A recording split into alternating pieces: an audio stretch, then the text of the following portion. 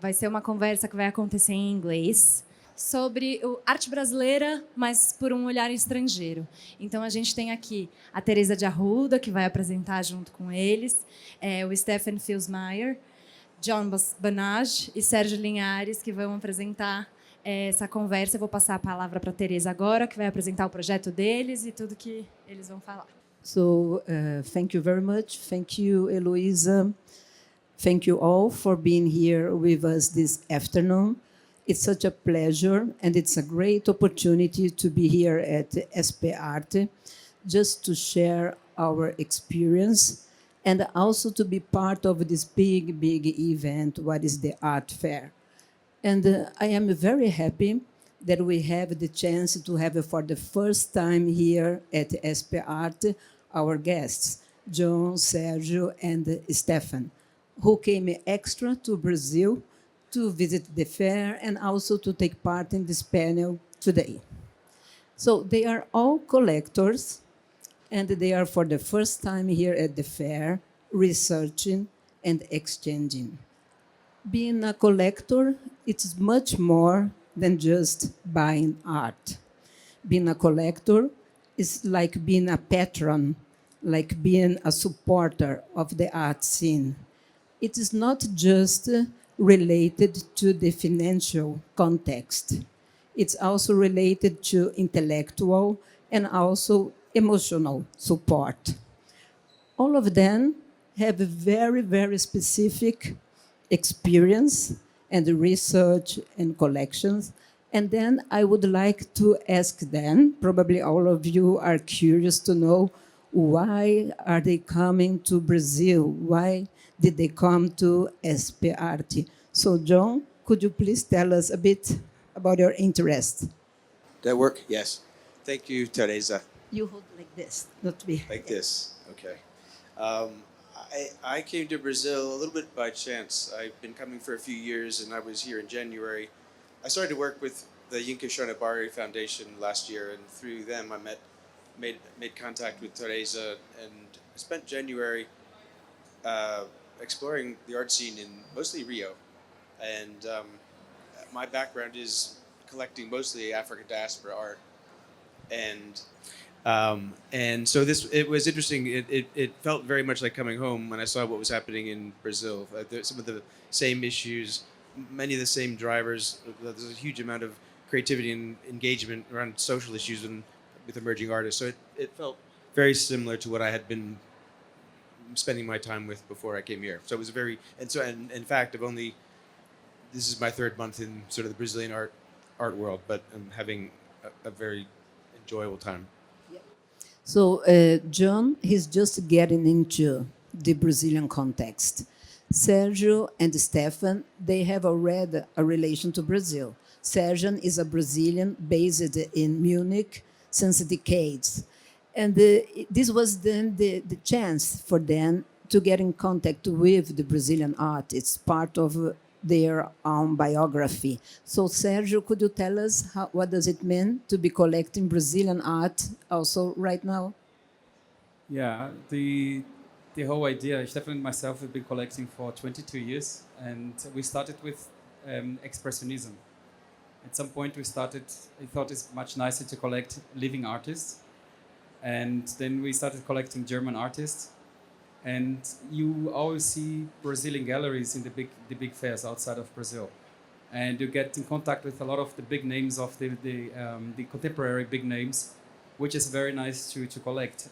But then one day, by chance, I met an artist, a young artist. She's not among us anymore, but then I came to the gallery of Leonardo, who really taught me how to have like a better look inside of what is happening in Brazil, and not what is happening about Brazil outside Brazil.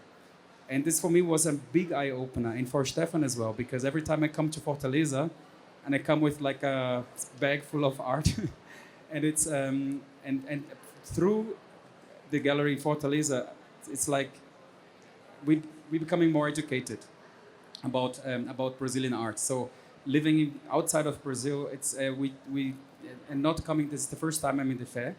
I'm very thankful for the invitation, And I'm so positively surprised the quality of work that is shown here, it's really, I feel so proud to be Brazilian, to see what's going on, not only like from the whole history, from the modernism to now. It's really just amazing to see it, to be here and be part of it. Thank you, Sergio. Sergio and Stefan, they have a huge collection. It's not just related to Brazilian contemporary art. And they present their collection usually at the headquarters of their company, the company's Brain Lab in Munich. And there is a big responsibility to present artworks there because they have 800 workers in this headquarters. So this is the audience of the exhibitions. Stefan, could you tell us a bit how is it this responsibility to share your collection with your team? First of all, it almost came by accident when we have always been interested in art, and as people that love art in many forms, music and performing art, and therefore also visual arts, want to share their passion.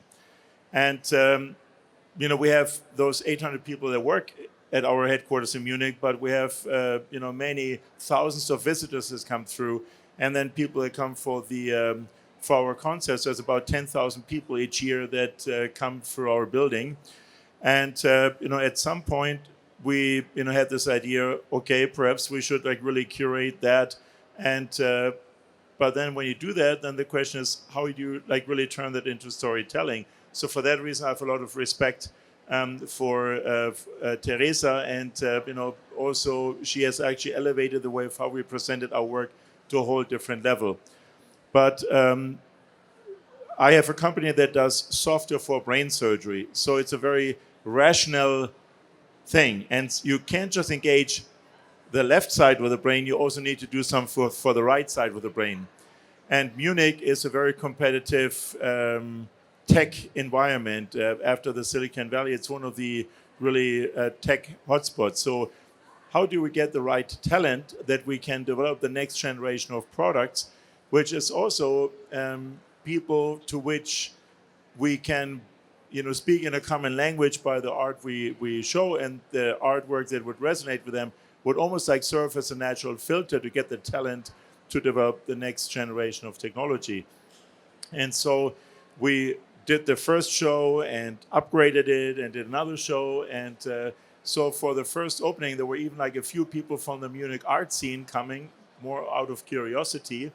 And then I said, okay, well, I can't embarrass myself. We need to do it really properly. And it now has really established this as quite recognized almost institution in the Munich art scene, and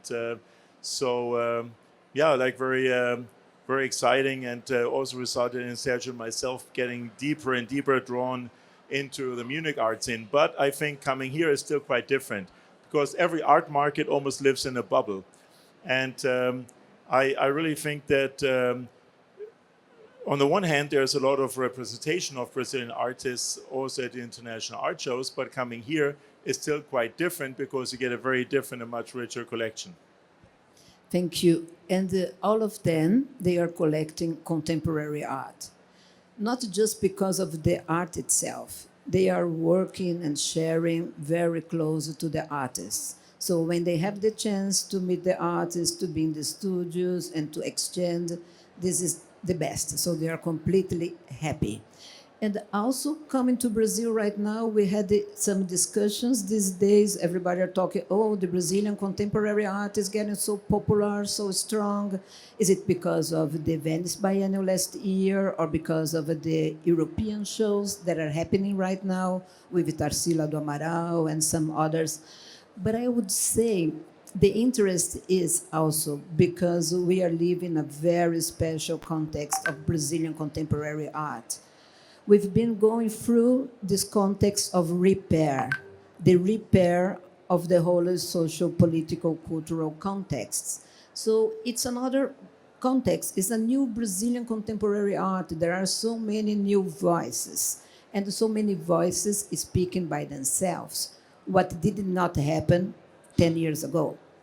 Because usually they were getting very close to other standards to becoming to international art. But we see the Brazilian art connected to its own identity is good enough to be in the international context. And this interest of all of them to be sharing and supporting art brought, for instance, John close to the foundation of Inca Shonibare, who is a British Nigerian artist who is very known internationally. He lives in Europe since decades. He belongs to the first generation who was introducing the Africa diaspora art internationally. He was also very supported also by Okwe Endezor, who was a very prominent curator also from Nigeria. We brought some material for you. We would like to present one video about a program that Inca Sonibari runs, because you tell us a bit before we show. Tell us. Maybe I'll tell you a bit more after the video, but it's Inca's always been very interested in cultural exchange, and a lot of his work deals with colonial and post-colonial issues. He's been somebody who's always, even when he was a very young artist, tried to bring other people together, tried to bring other artists together. Not just artists, it's a sort of multi-jurisdictional practice, community that he's created. But I think I think what he's doing is quite very inspiring. Maybe we look at the video and then have some discussion around. Okay, afterwards. so we will show the video, please.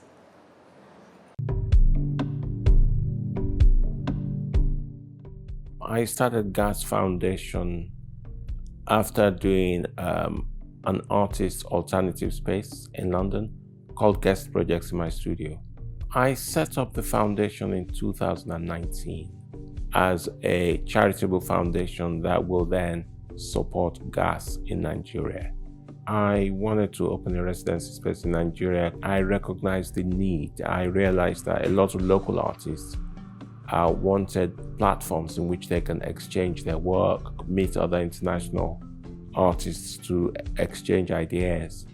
And so I felt very much that I'd love to contribute to the building of some of the institutions there. I then acquired a 54-acre farm, which is, I would say, just over 2 hours out of the city. Many people interested in agriculture and ecology will be able to go there, spend time, do research.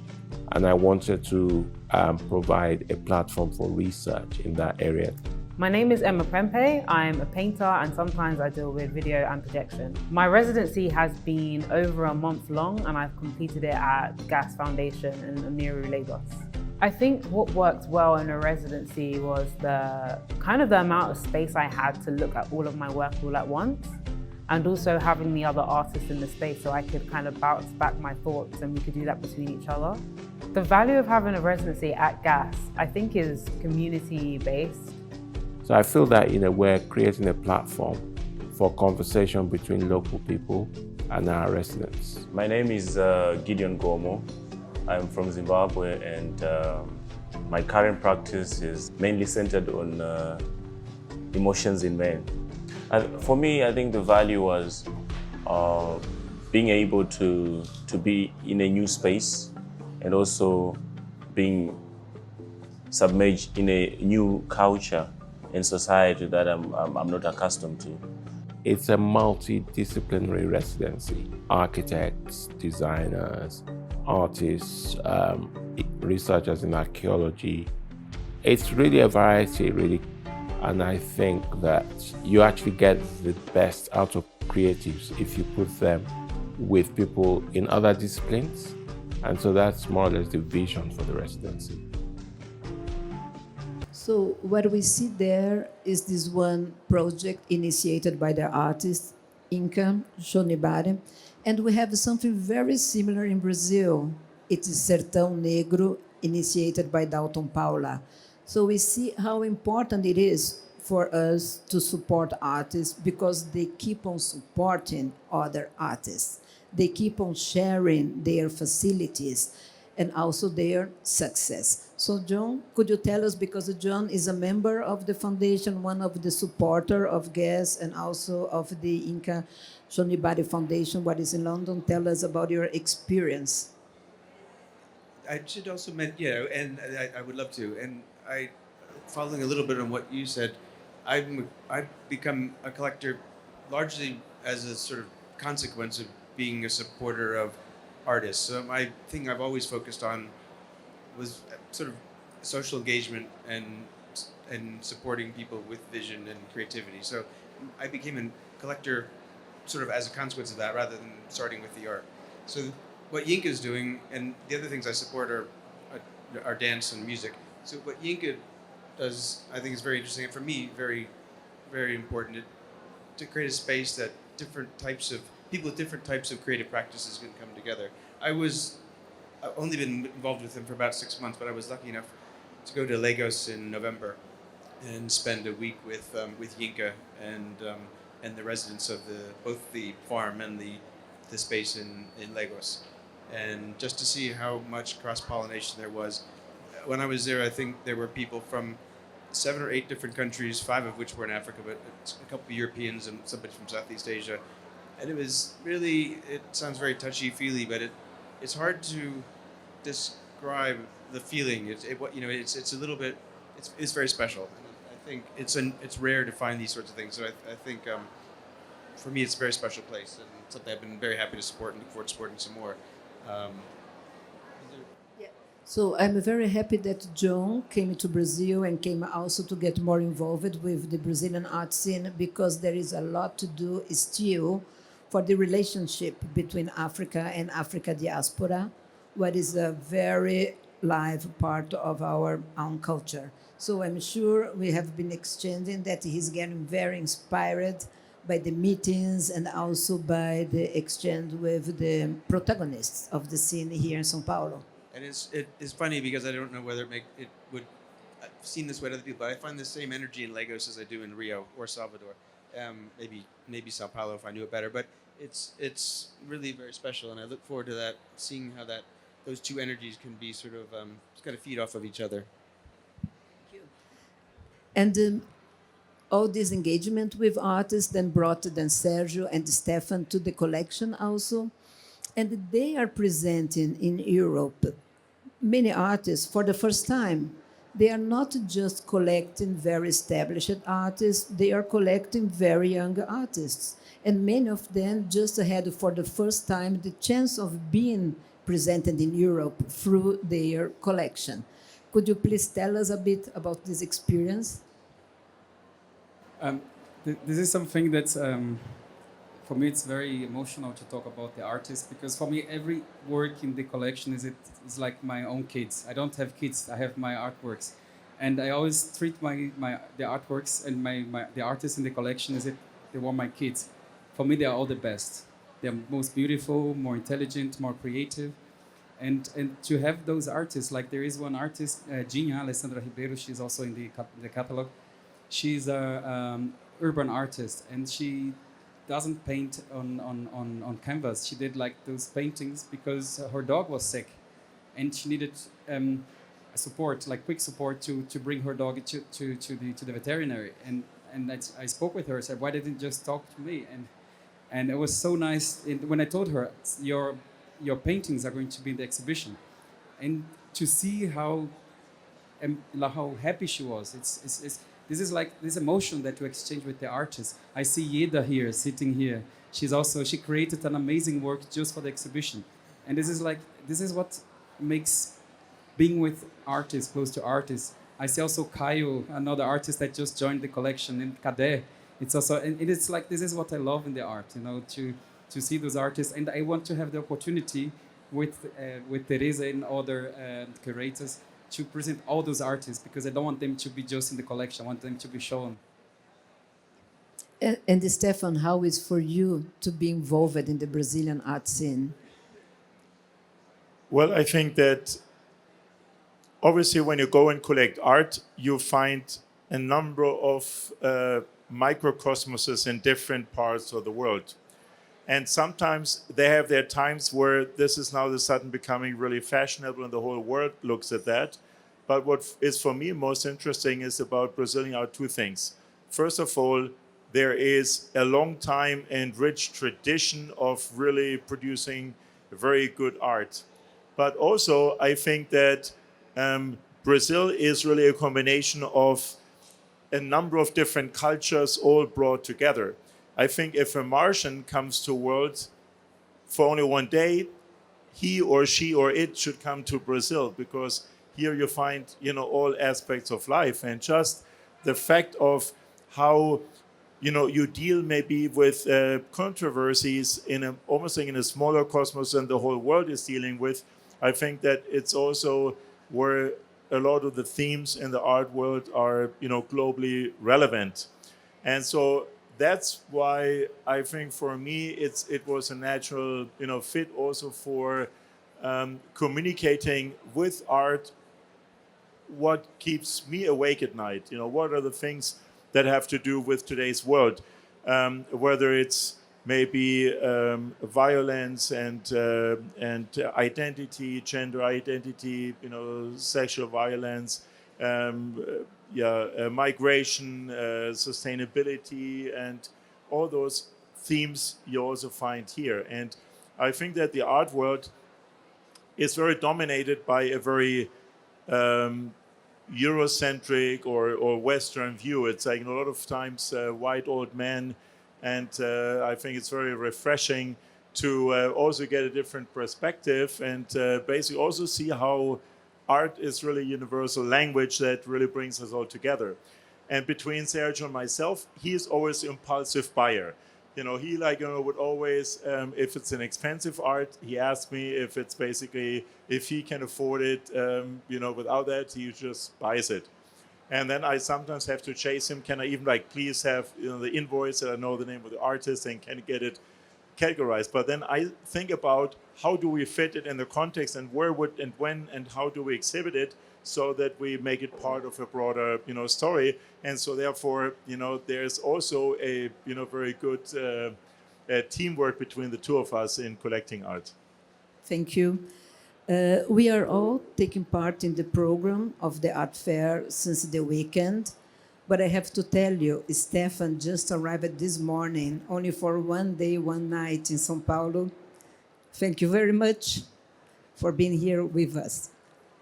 And I had the honor to be invited by them to curate one exhibition out of their collection, an exhibition with women, female Brazilian artists. We opened this exhibition last year in October at the Brain Lab. It's the exhibition Rotate, presenting the works of 17 artists. Most of them, they are part of the collection, and they opened the possibility to introduce new artists in the collection. And we were also together last year, also for one day, in João Pessoa, visiting the artist Marlene Almeida, who also produced a site-specific work. We had different artists collaborating with us, presenting site-specific works, but it was also important for the exhibition not just to bring the works there. And then with the collaboration with Marcos Avalone, we produced a series of interviews with the artists in their studios, because it was important for us bringing this art to Munich, some of them for the first time in Europe, to present, to contextualize, and to show the diversity of Brazil. In the exhibition, we have artists from different generations and also from different parts of the country. I will show then the film for you. It's about only 8 minutes, but it's really worth. And every guided tour in the exhibition in Munich, we start with this film. And then the audience is already ready to receive the works, to exchange with the works. So please.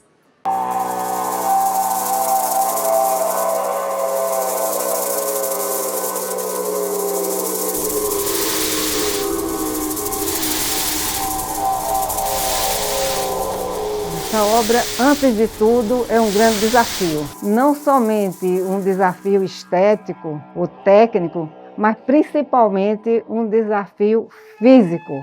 É a obra mais longa que eu produzi até hoje, tem 17 metros de comprimento e eu tenho 82 anos. Mas aconteceu uma coisa interessante. À medida que eu comecei a pintar, eu fui me entusiasmando. Eu acho que até a obra mais longa me deixou um pouco mais nova, um pouco mais jovem. E é uma oportunidade especial para mim, para mais uma vez mostrar a terra brasileira na Alemanha. Não uma terra abstrata, uma terra de que se fala e não se pega, mas essa terra real, matéria, com cores diferentes, com texturas diferentes.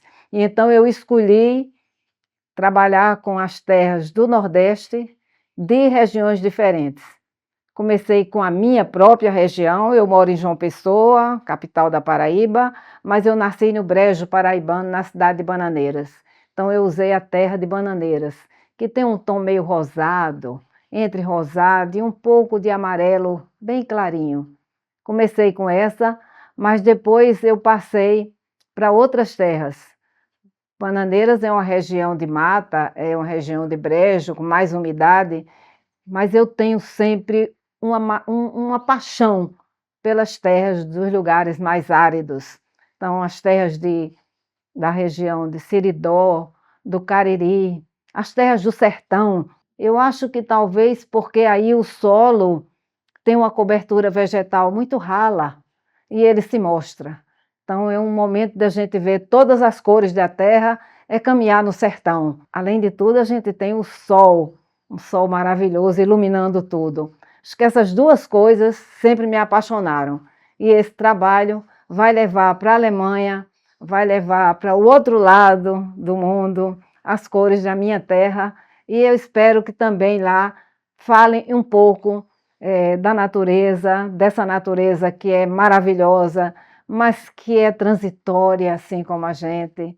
Tanto que eu tenho pensado muito, desde que eu comecei a trabalhar nessa obra, em devir, em vir ser, não como só um atributo do humano, dos animais, dos habitantes da terra, mas como da própria terra. E a argila é um material que simboliza muito isso, transformação, modificação. Então, eu que trabalho com argila, é a base do meu trabalho, embora algumas vezes eu use outras frações do solo, mas a argila é a base do meu trabalho. E para mim é um grande símbolo de transformação, de efemeridade e de mudança.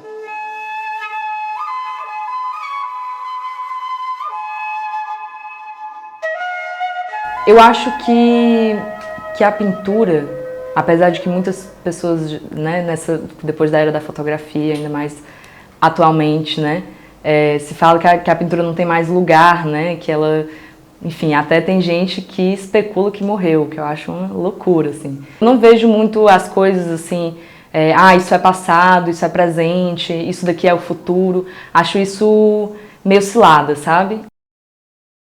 Eu acho que as coisas, elas existem no mundo e elas existem sem uma linearidade. Elas não existem, tipo, isso daqui ficou no passado e tal. Então, o que eu gosto não tem muito a ver com saudosismo. Acho que tem a ver com a existência dessa coisa no mundo e como que eu acho que ela pode me afetar.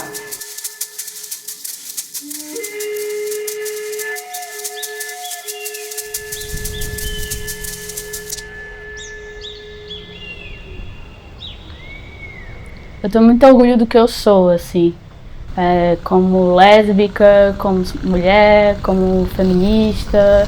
Eu sinto que isso aparece no meu trabalho, mas não é a coisa mais importante, sabe? Não é o viés que eu quero salientar, sabe? Eu quero falar sobre outras coisas, eu quero falar sobre amor, eu quero falar sobre as coisas que me interessam, que prendem minha atenção, sabe?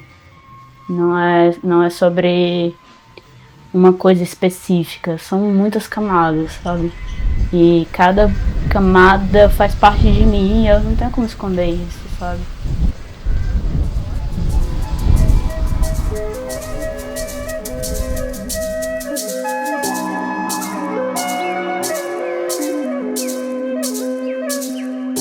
Então, meu trabalho é sobre cultura indígena. É a minha cultura. memória onde eu vivi. Montanha, lavrado, bonitinho, caça, né? Como a gente vivia, assim, fazendo as coisas, fazendo comida, bebida, tudo que eu vivia, assim, dia a dia, porque eu me criei na maloca. Me criei vendo tudo esses daí que meu pai fazia, minha mãe, minha avó, tudo eu vi. Não é assim, foi estudar para fazer curso, para pintar, né? Nada, só mesmo olhando paisagem, cor do paisagem, né? Folhas, coisas, né? E foi daí que eu comecei a pintar.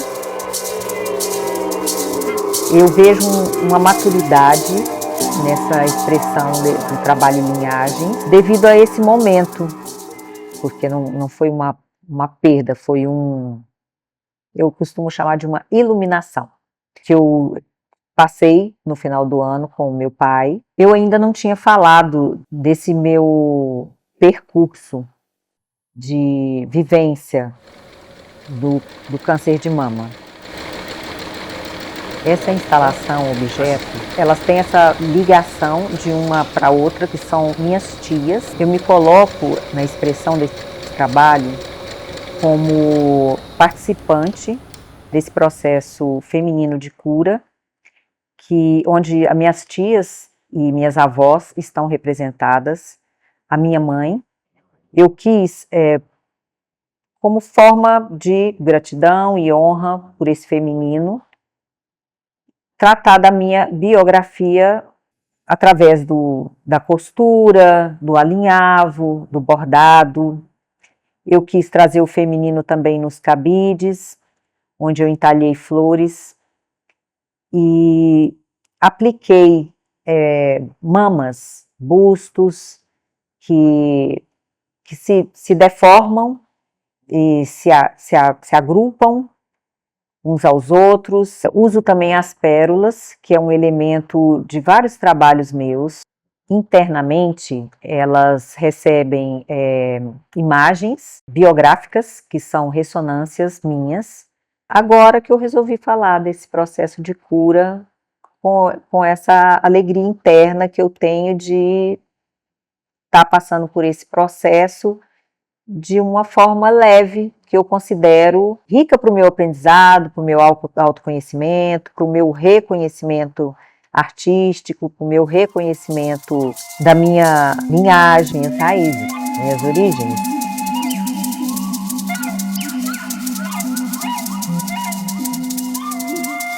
São obras que falam da natureza. Aqui eu dou essa entrevista como se eu estivesse dentro da minha obra, nesse contexto de natureza. Eu pinto a chuva, o vento, a brisa, a poeira, o carvão, o calor, o frio. Eu pinto tudo que é vivo. Eu pinto pessoas dormindo. Eu atento muito para tudo que está ao meu redor. Também as coisas invisíveis. No momento que eu vou para a pintura, eu não preciso mais de nenhum croquis, nenhum desenho, e já está tudo dentro de mim. Eu amo a precisão no que eu faço. É o único lugar onde eu amo a precisão. Precisa ser preciso. Eu não gosto de correções. Eu gosto de sempre ser certeira. Eu particularmente não acredito em artista que fica só intocado no seu ateliê. Eu acho que nesse momento que nós estamos passando enquanto humanidade, e que o sapiens pode simplesmente desaparecer como espécie da face da Terra, não dá mais para ter esse tipo de projeto. Não dá mais para ficar isolado, tem que ser conjunto de alguma maneira. Eu acredito, sinceramente, que nós artistas temos sim que nos inserir mais na sociedade, temos que ter voz política, temos que pensar, temos que questionar. Porque é um momento chave da humanidade. Não dá mais para fingir que não está acontecendo nada, não dá mais para fingir que a sociedade brasileira está quebrando, porque é uma sociedade que nunca olhou como deveria ter olhado a questão da escravidão. Não dá mais para pensar que o ser humano vai continuar existindo se não mudar a postura diante da natureza. Então, para mim, pensar arte inclui todos esses fatores que eu coloquei. Aquele artista enclausuradinho ali, sabe, fechadinho. Falar da natureza, neste momento, é fundamental, é a sobrevivência da espécie humana. Nós não podemos mais falar de outro aspecto político sem falar da ecologia e da preservação? Bom, o meu trabalho se desenvolveu com experiências com a fotografia. Fotografia na dança, fotografia no teatro, a fotografia no espaço público, a fotografia em monumentos, essas coisas. E, por último, a partir de uma instalação que eu comecei a fazer nos anos 95, as minhas experiências com os scanners, um desenvolvimento da captação da imagem pelo scanner, que nunca foi criado para fazer 3 dimensões, mas que eu utilizei já no primeiro momento para isso. E com o desenvolvimento dessa técnica, eu utilizei como conceito de identidade. Então, foi uma criação de uma linguagem muito própria e pioneira naquela época para essa tecnologia. O meu processo nunca é um processo onde eu tenho uma intenção de criar algo e eu vou para uma prancheta e eu desenho e tenho tudo organizadinho e a peça nasce. Geralmente eu visualizo, né, uma imagem que aparece e que eu tenho que começar a entendê-la, eu tenho que começar a saber sobre ela. O que eu percebo é muito que essas divindades do panteão iorubano, né, esses deuses, esses orixás, eles aparecem primeiro como um elemento cor. A partir desse elemento cor, onde eu os traduzo, é que entram os símbolos, entram os signos, entram formas, e essa parte de criação é muito na relação com os materiais. Isso sou eu, né? Essa aqui é a minha identidade. Se você entrar na minha casa, isso aqui vai contar a minha história. Isso aqui é Brasil, isso aqui sou eu. À medida em que eu fui aprofundando, à medida em que eu fui estudando, à medida em que ele foi me ensinando o caminho e eu fui me apropriando desse trabalho do mesmo modo que eu me senti pertencente a ele antes de saber sobre ele.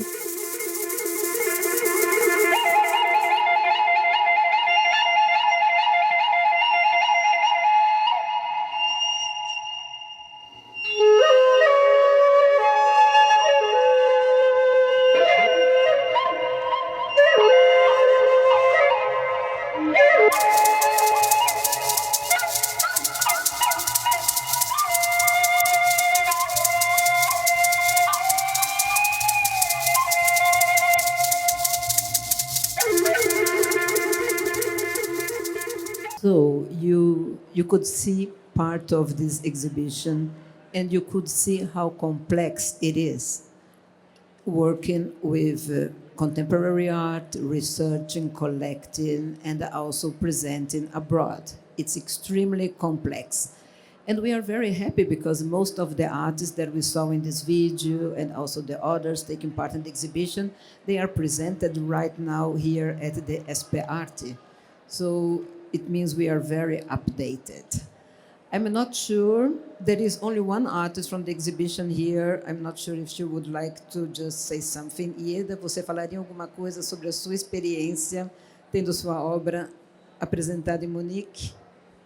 Okay. We'll talk in Português.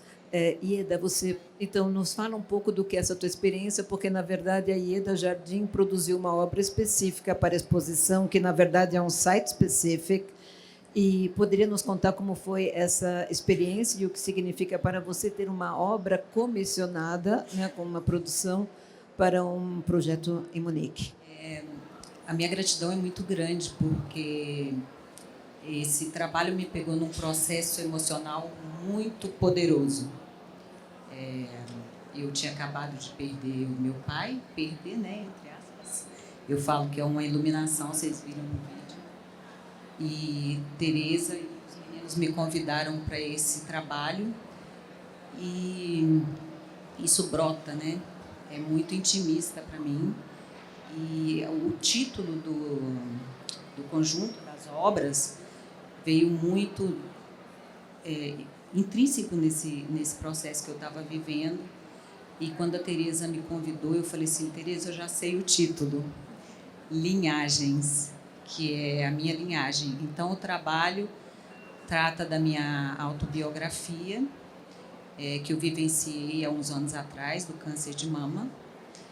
E várias mulheres, né, da minha família passaram também pelo processo, graças a Deus, venceram esse processo. E a oportunidade que os meninos ofereceram nesse momento foi rica para mim, porque eu não estava com o trabalho pronto, né? E numa conversa com a Tereza, o que eu falo que brota, né, do processo.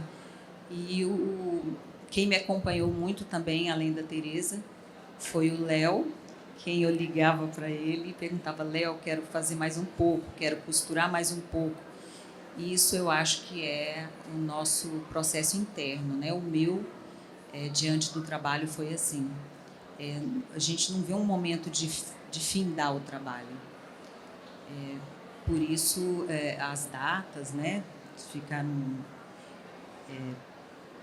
não fechavam assim, mas a gente dá uma corrida e o que foi rico para mim foi essa oportunidade de estar num processo e ser acolhida pelos meninos para desenvolver o meu trabalho. Eu tenho muita gratidão por isso. Obrigada, Ieda.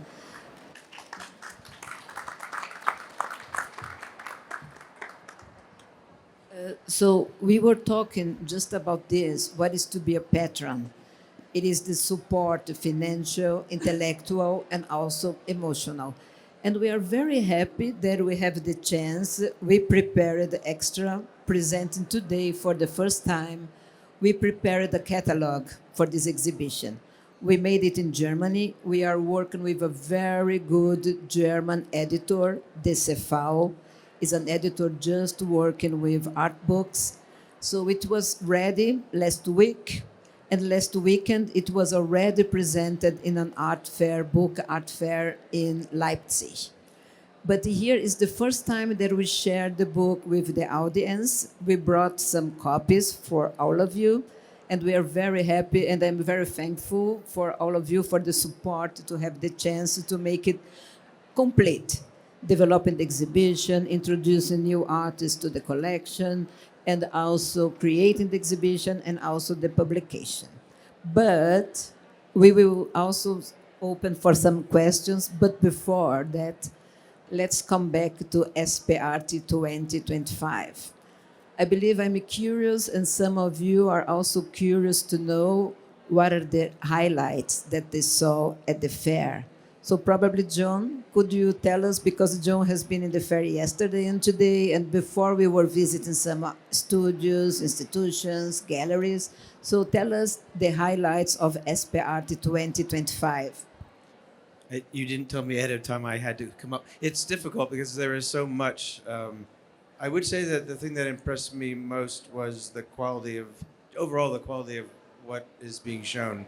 And walking around, I'd spent time with most of the gallery representatives or owners, and I think how available and how available and how much sort of care they had around presenting the work to individuals, persons like me who walked up and asked questions. So I really very impressed by the relationship the galleries have with the artist and the quality of the art that's been presented. I think those would be my most highest impressions. And I promise, okay, John said he would come back, and next time he would be speaking Portuguese. Tá. He's already learning. He can speak. Com certeza. And okay, Sergio, you've been with us since yesterday, and you came back to the fair this morning. I know Sergio is very nervous since he arrived here, very excited. Could you tell us some of the highlights? Yeah, this is every time I come to an art fair, I always feel like a poor kid in a toy store. So I need to be very selective. And Stefan wasn't here yesterday, and as Stefan mentioned, I'm a compulsory buyer. So I want to buy everything I like. And Stefan is my curator. He curates me on what to buy and not to buy. We were very lucky today that the works that we reserved, that we've still reserved, we had a few discoveries. Like one of the great discoveries, I just like feeling very bad because I forgot the name of the artist, was at the Lima Gallery. It was like a young artist, like, you know, he's not that young, but that's a beautiful work we bought.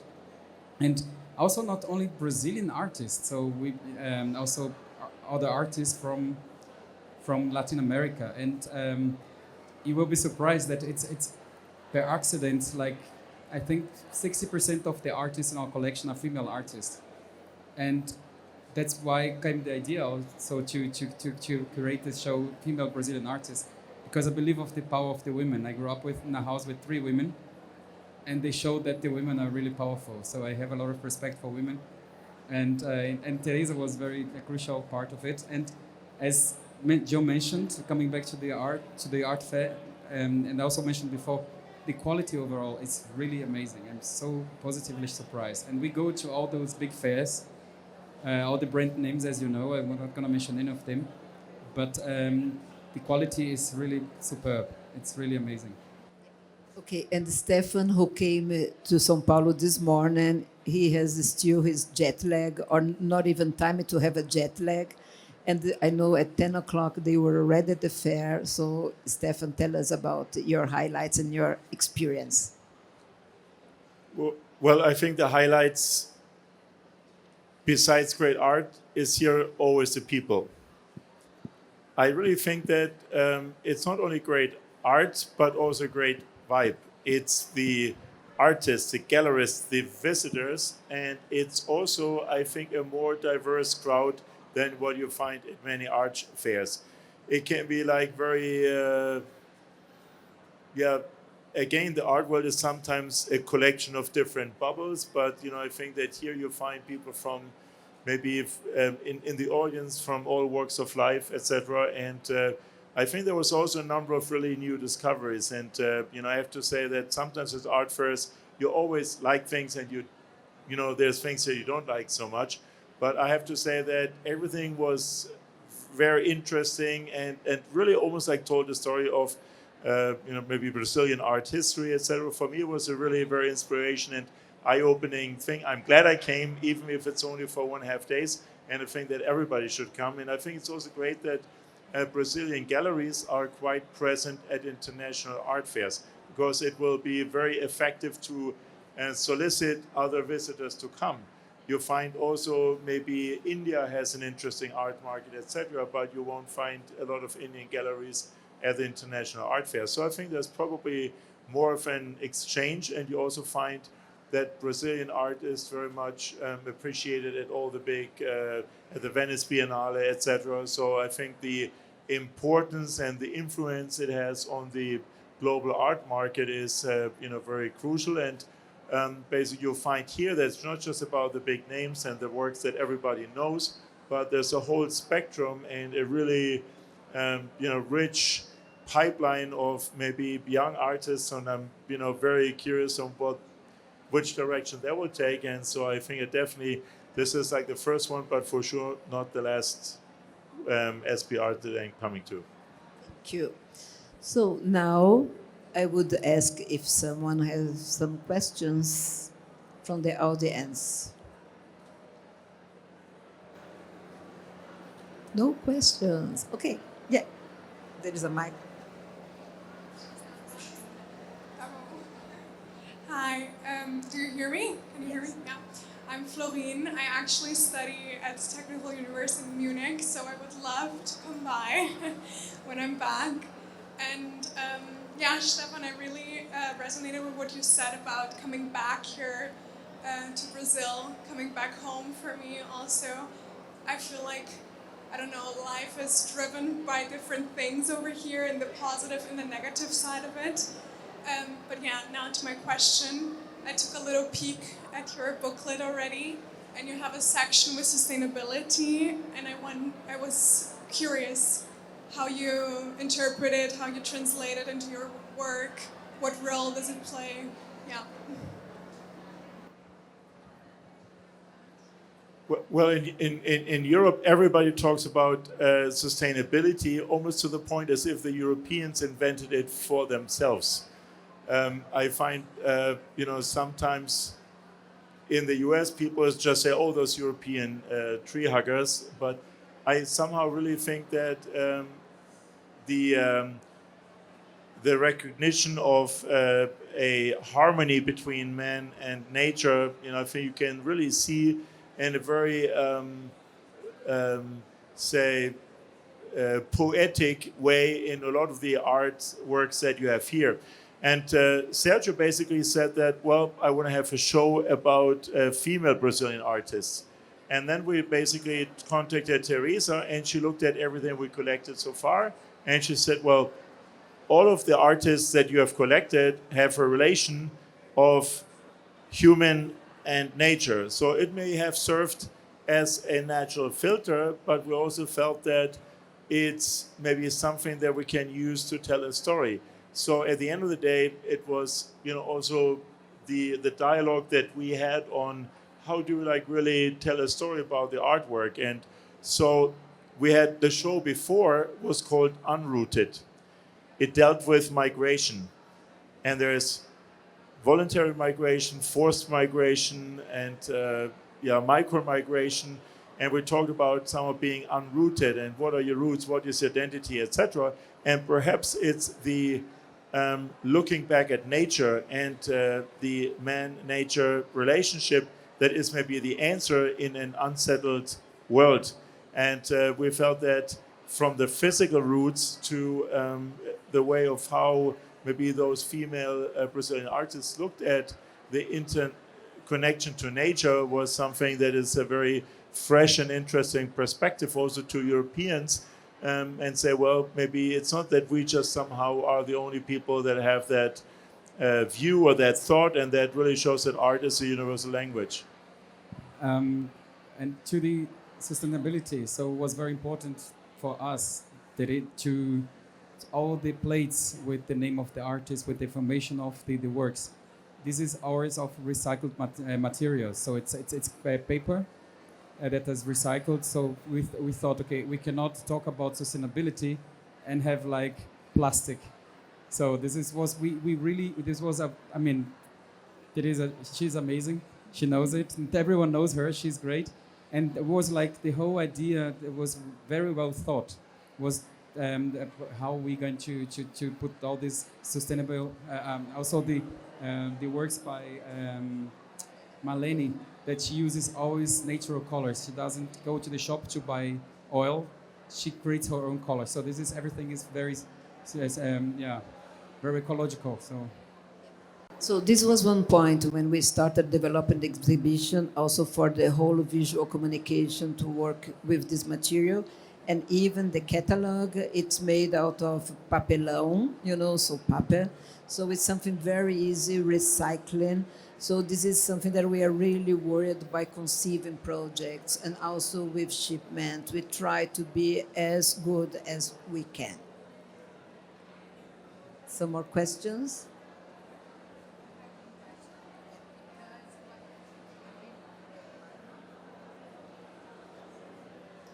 Thank you. My question is a little question about why not prepare an exhibition here in Brazil? Because we are talking about the exhibition in Munich, we talk about the program, the cultural program, but could be amazing prepare something to present it here in our country. Okay, this would be a dream. to bring this one composition of works, these 17 artists, as we presented in Germany, here in Brazil. But it depends out of different partnerships and development. Probably in the future, we would be very, very happy if we would have the chance. And both of them, they lend the works out of their collection. So they are cooperating with different institutions, and not just that they are connected to the art field, they are supporting different institutions in Munich, and they are partners from different museums. So they are very open. I'm sure if we would have the chance, they would lend us their works to come to Brazil. Or not, yes. Well, I think it's good. So then I would like to thank you all very much. I've been coming to the SP-Arte since the first issue. I know the organizers since the real beginning. And last November, I had a meeting with Fernanda Feitosa, and we were talking about the current situation that we do not have so many international galleries coming to the SP-Arte. But then I told her, okay, but the most important thing would be to bring international audience. And that's how we started with this conversation, negotiation, and I'm very happy that John, Sergio, and Stefan accepted the invitation and invested their time, their own financial conditions and everything to be here with us. And I'm very thankful to SP-Arte and the whole team for this opportunity. Thank you very much.